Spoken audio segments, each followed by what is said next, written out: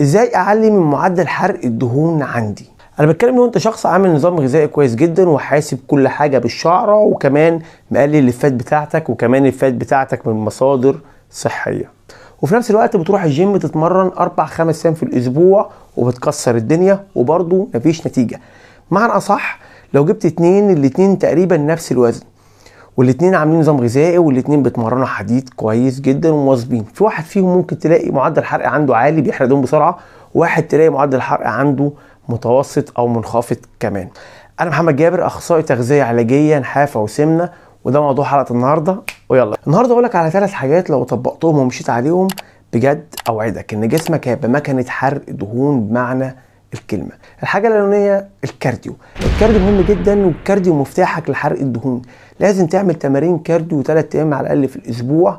في الحلقه الجايه ان شاء الله هقول لك على كل انواع تمارين الكارديو وازاي تستخدم الكارديو وتستفيد منه لو انت ليك هدف معين. بس خلينا النهارده اقول لك لو انت عايز تحرق دهون فانت تعمل 3 ايام كارديو.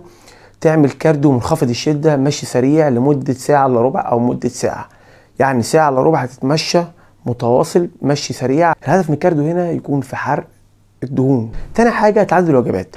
في ناس يا جماعه بتاكل 2 و3، الكلام ده غلط بالمره. انت المفروض تاكل من 4 ل5 وجبات بس في نفس اطار سعراتك الحراريه. يعني انت لو بتاكل 3 وجبات كبار ممكن تقسمهم على 5 أو 6 وجبات. ليه؟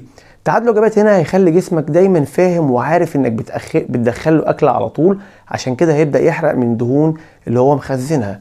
نفس فكره الميه، انا لو ما شربتش ميه جسمي هيخزن ميه، فكل ما اشرب ميه اكتر كل ما الجسم هيطرد الميه اكتر. فانا كده دلوقتي لما اعدد الوجبات زي ما قلت لك كده جسمي هيخلي فيه دايما اكل داخل، وفي نفس الوقت يبدا يحرق دهون بشكل مستمر.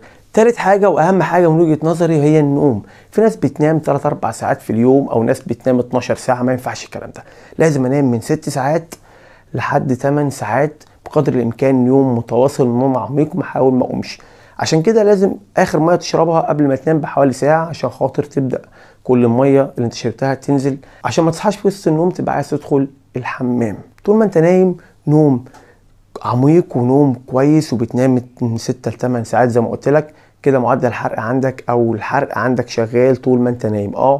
جسمك بيحرق دهون وهو نايم. ابشر يا صديقي. خلاص حلقه النهارده، لايك وفولو وسبسكرايب واللي جاي كتير، وشوف الشوك على خير.